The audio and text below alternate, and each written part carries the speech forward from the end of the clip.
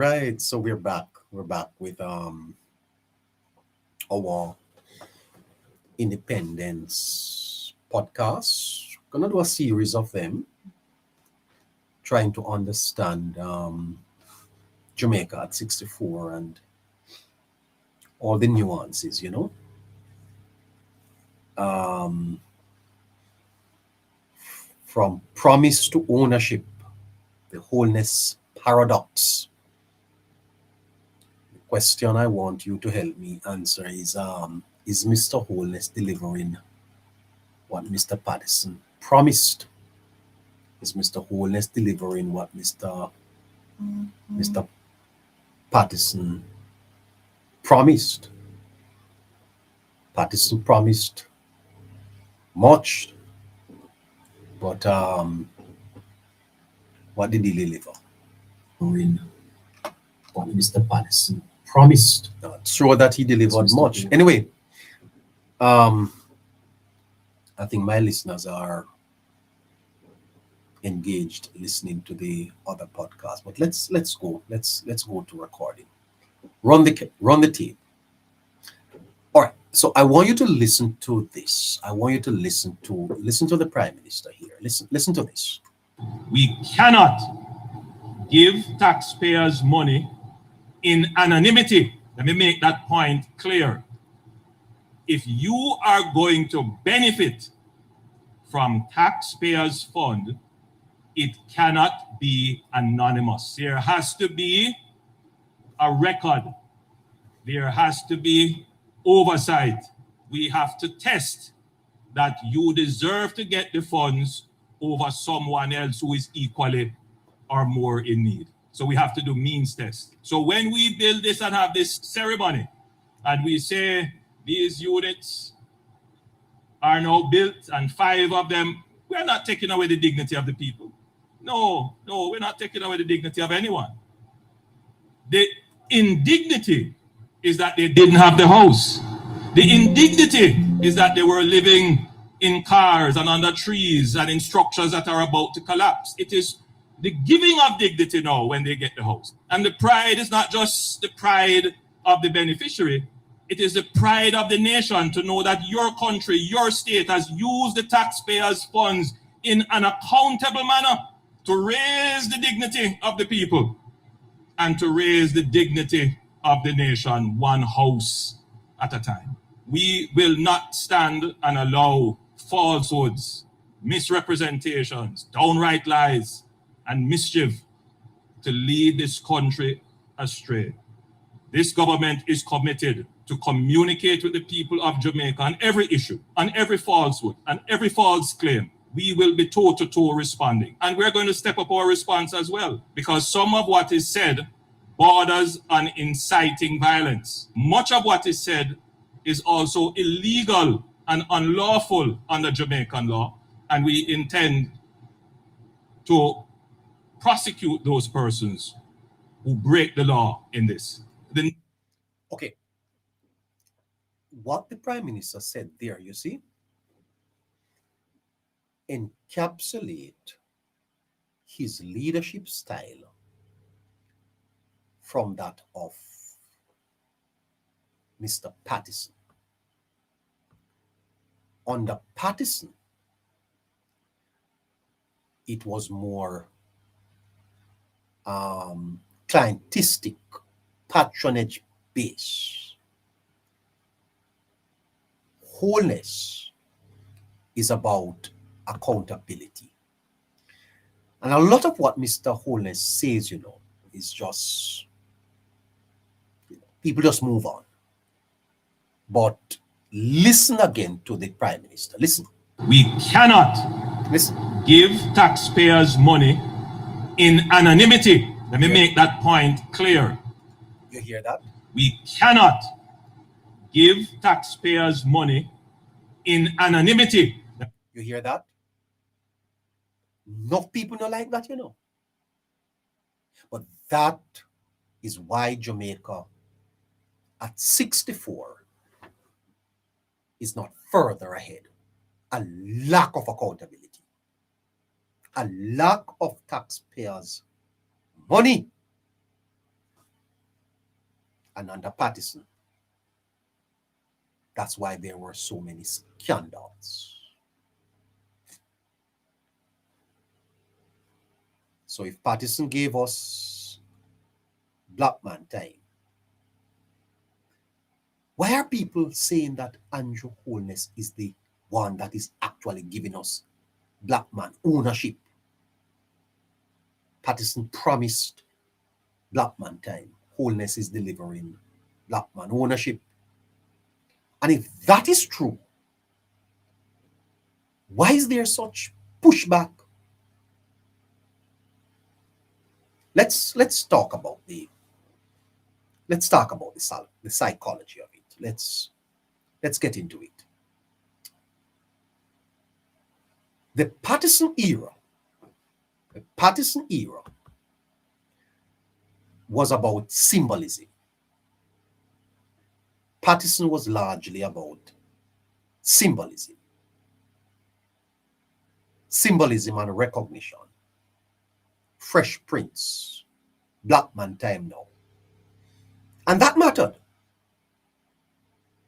It mattered because it healed something.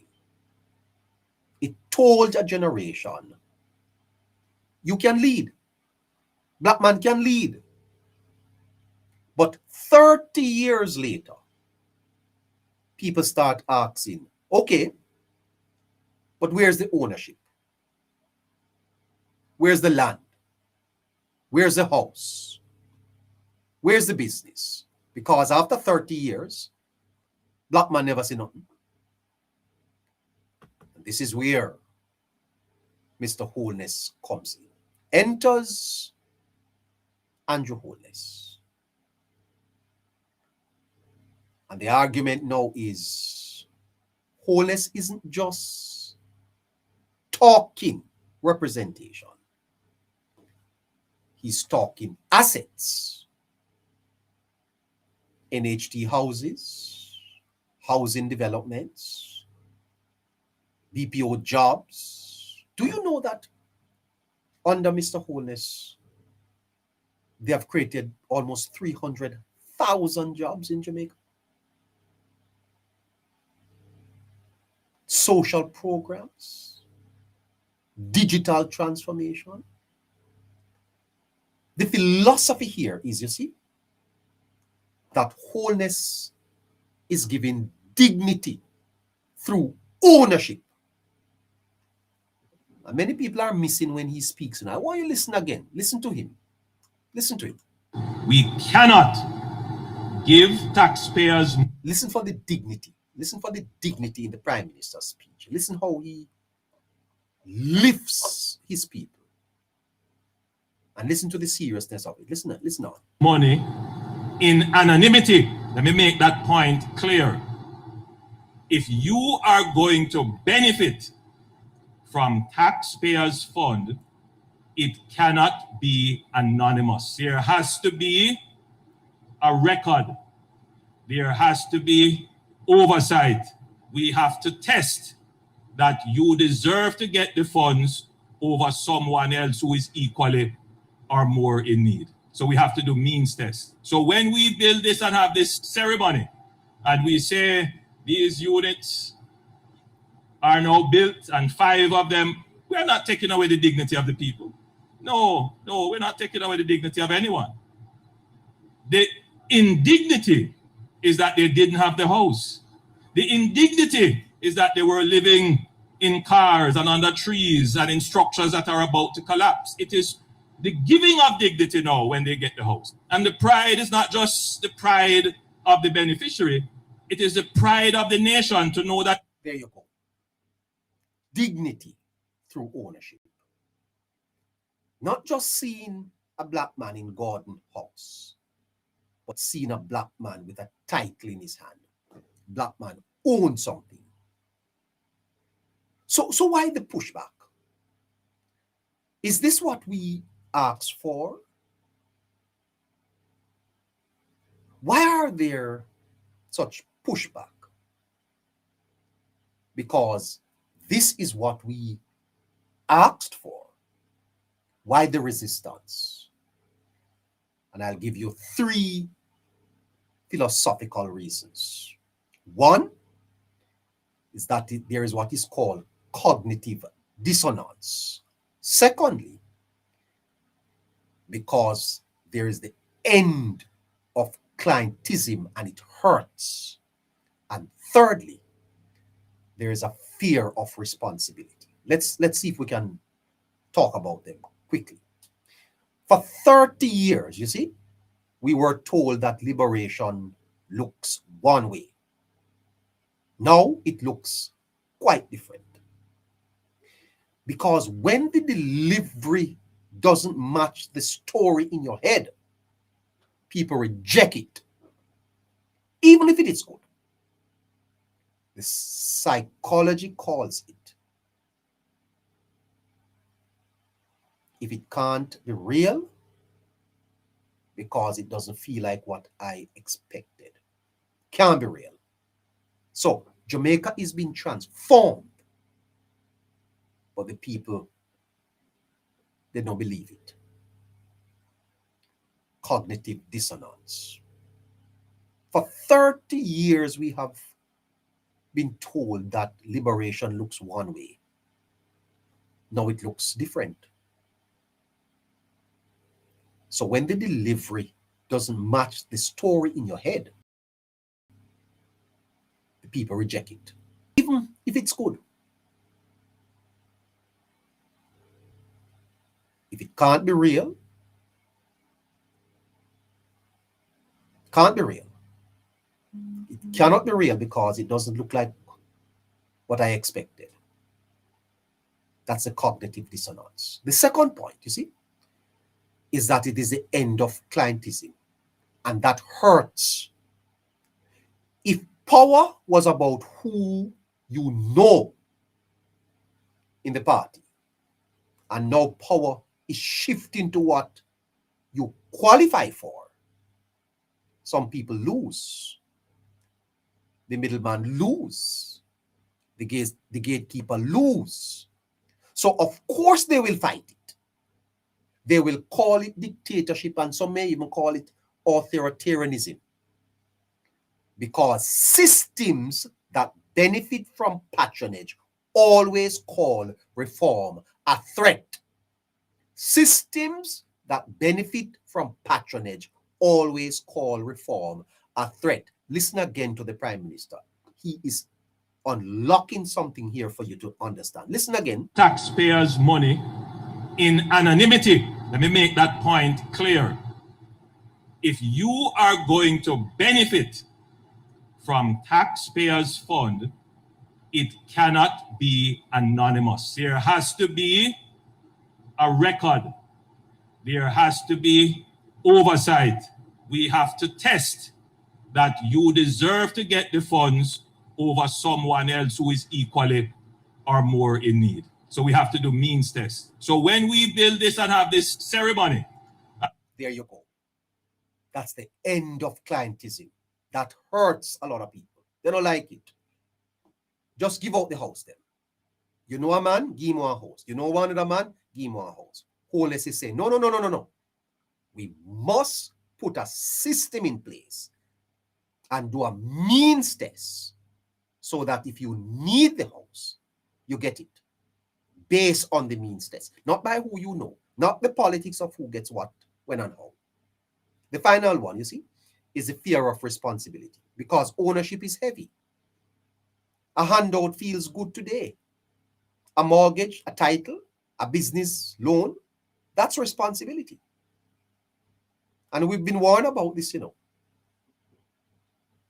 A man named Fanon, he said that political freedom without economic discipline just creates new dependence.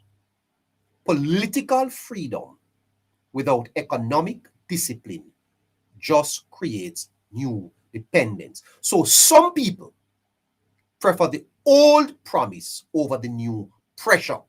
That is why when I read the arguments coming out of the People's National Party, it concerns me so much. Because you can create wealth and at the same time create dependence. The economy can grow, and in the process, the state creates ton loads of dependence.